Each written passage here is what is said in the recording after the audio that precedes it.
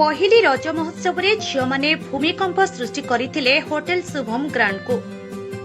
पहली रजरे चमकी Infosys निकटस्थ hotel Shubham grand चलित वर्ष 2026 रे नूतन भाव में आरंभ करते रज महोत्सव।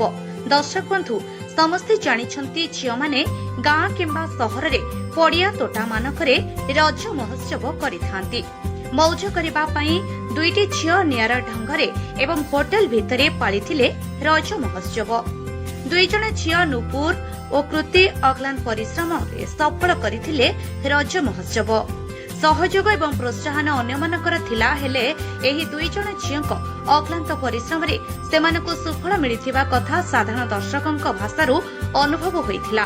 हां आज्ञा आपण माने जानिले आश्चर्य हेबे। रज महोत्सव में 400 रु ऊर्ध्व पिलामानक ठारू नै वयस्क महिला पुरुष पर्यंत खुशीर आसर जमैथिले।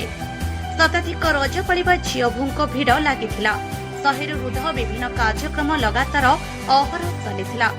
सकाळ 8 घटिकारु राति 8टा पर्यंत जेभଳି कि रंगारंग कार्यक्रम 50 रु ऊर्ध्व भଳି कि भଳି कार्यक्रम चलिथिला।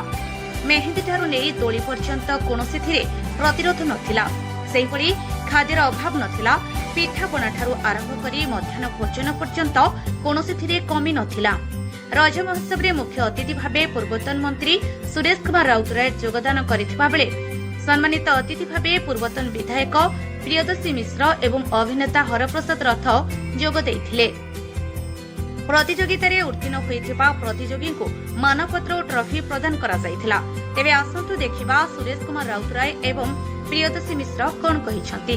खोर्धा जटनीरू धीरेन प्रतियारींक रिपोर्ट, आम ओडिशा खबर। This Raja festival is dedicated to women especially.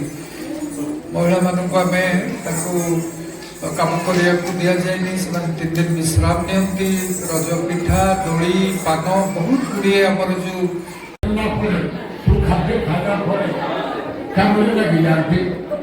आज मुझे कुछ सब बढ़िया ऑर्गेनाइज करती सुंदर भाव ये मैंने खाऊँ ना कुछ नाना प्रकार कॉम्पिटिशन होची भुवनेश्वर बहुत जगह होची एथर एठे खूब बढ़िया एवं आपण मैंने समस्ते की धन्यवाद दूची एभलिया हवा उचित ओडिया परंपराई ओडिशा अभिजाती ओडिशा आनंद अर्पण करे मौज रज धन्यवाद।